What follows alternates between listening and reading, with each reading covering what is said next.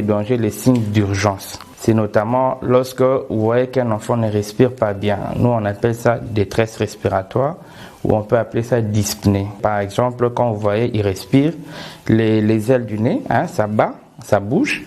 Ou quand vous voyez qu'il ne respire, les côtes entrent au-dedans, c'est-à-dire on appelle ça tirage, les tirages intercostal ou sous-costal. Ou lorsque vous voyez l'enfant respirer très rapidement ou lorsqu'il ne respire pas correctement du tout. Vous voyez par exemple, il a l'impression, c'est comme s'il est étouffé quand il respire.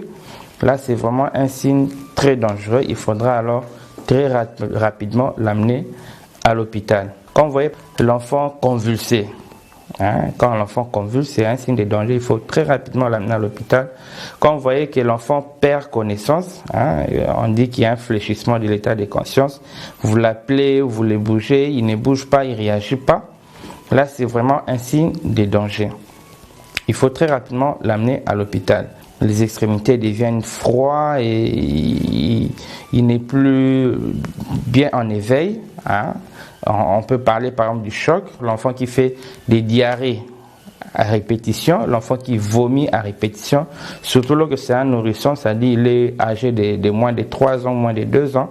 Il faut très rapidement l'amener à l'hôpital.